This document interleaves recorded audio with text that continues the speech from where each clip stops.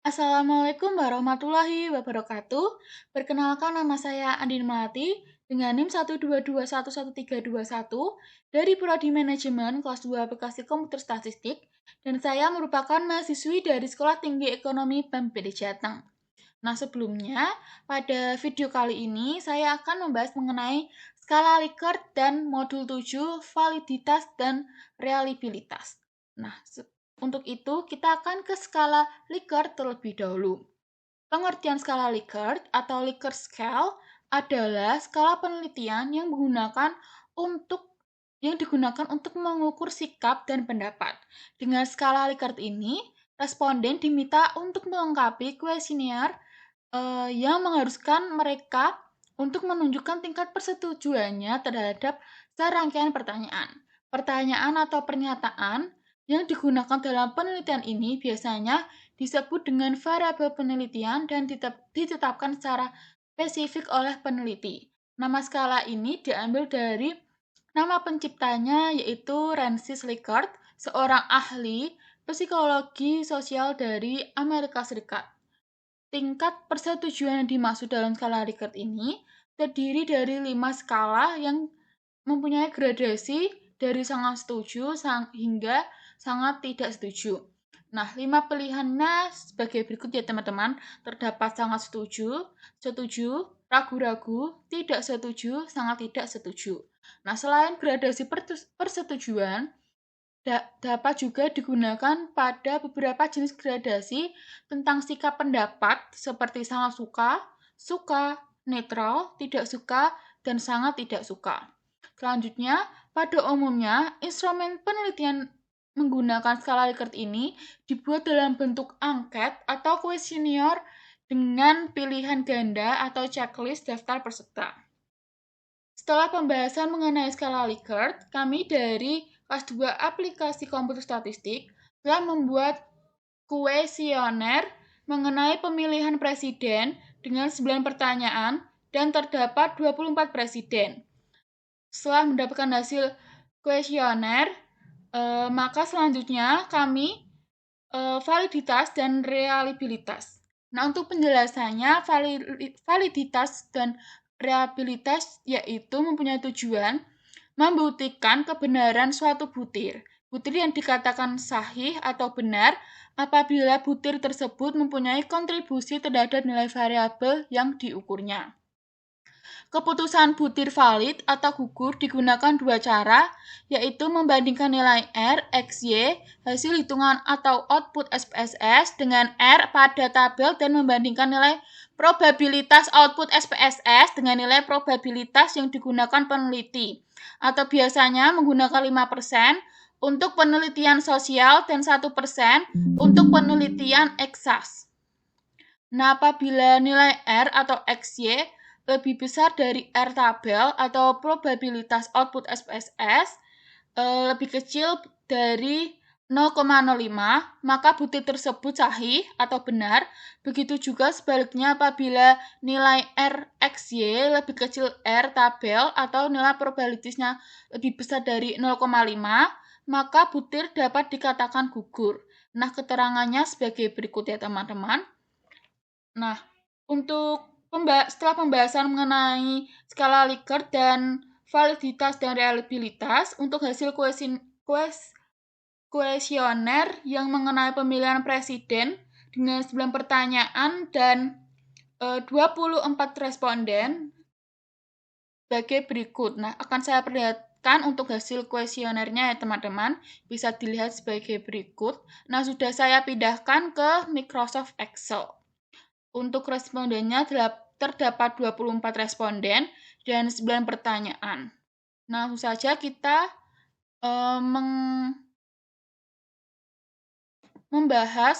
memasukkan datanya ke aplikasi SPSS.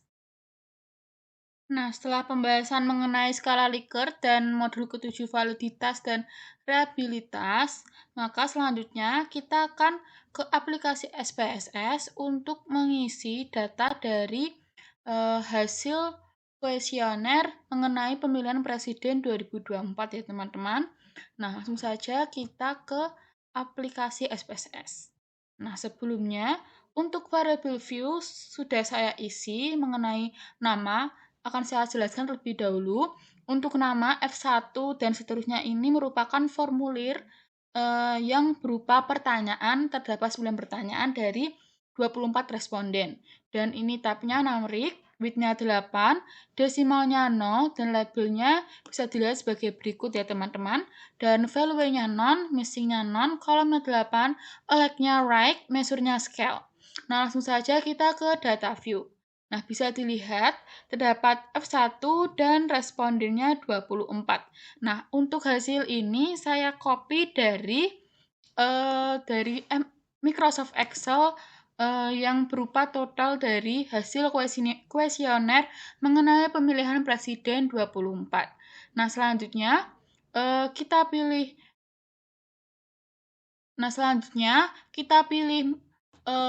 analyze, setelah itu kita pilih correlate, setelah itu kita pilih bivarlet.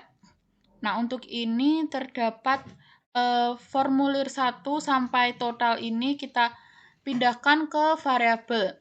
Kita pindahkan satu persatu. Satu formulir 2, formulir 3, formulir 4, selanjutnya ada formulir 5 dan formulir 6. Selanjutnya ada formulir 7. Selanjutnya kita formulir 8 ke variabel, formulir 9 ke variabel, formulir 9 ke variabel, dan total juga ke variabel. Nah, pada correlation coefficient-nya kita pilih percent, dan test of significance-nya kita pilih one tail. Selanjutnya kita jangan lupa pilih flag significant correlation, setelah itu kita klik OK. Nah, setelah klik OK, terdapat hasil output dari data yang telah kita isikan ya teman-teman. Bisa dilihat bahwa untuk menganalisis uji validitas digunakan test of significance satu sisi atau one-tail, dan dari hasil perhitungan tersebut, maka didapatkan interpretasi sebagai berikut. Yang pertama, bisa dilihat bahwa probabilitas antara formulir 1 dan total butir adalah 0,069 yang berarti P lebih besar dari 0,05. Selanjutnya ada probabilitas antara formulir 2 dan total butirnya adalah 0,061 yang berarti P lebih besar dari 0,05. Dan probabilitas antara formulir ketiga adalah 0,158 yang berarti P lebih besar dari 0,5. Selanjutnya ada probabilitas antara formulir 4 dan total butirnya adalah 0,011 yang berarti P lebih besar daripada 0,5. Dan selanjutnya ada probabilitas antara formulir 5 dan total butirnya adalah 0,066 yang berarti P lebih besar dari 0,5. Nah, selanjutnya ada probabilitas antara formulir 6 dan total butirnya adalah 0,007 yang berarti P lebih besar dari 0,5.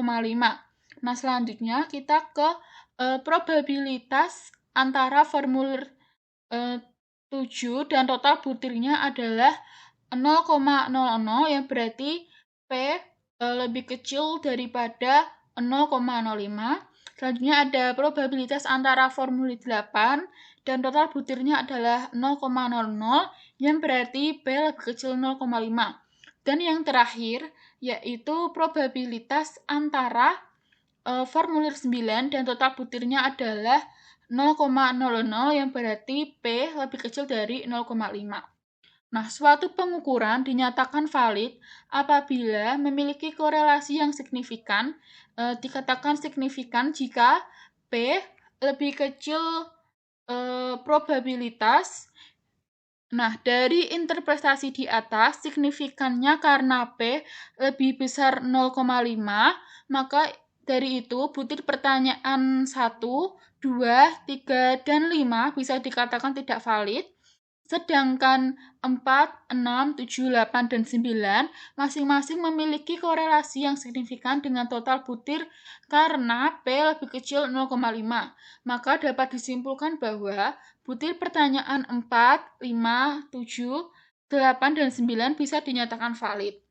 Nah, selanjutnya kita akan perkecil terlebih dahulu ya teman-teman. Nah, sudah diperkecil, kita akan membahas mengenai reliabilitas. Karena tadi kita sudah mengerjakan data dari validitas, kita akan ke uji reliabilitas. Nah, untuk itu penjelasannya, reliabilitas tujuan utama pengujiannya adalah untuk mengetahui konsistensi atau keteraturan hasil pengukuran suatu instrumen apabila instrumen tersebut digunakan lagi sebagai alat ukur suatu objek atau responden dari Triton PB 2025. Untuk menguji kereliabilitasan suatu kuesioner digunakan metode ALPA Cronbach, yaitu standar yang digunakan dalam menentukan reliable dan tidaknya suatu kuesioner.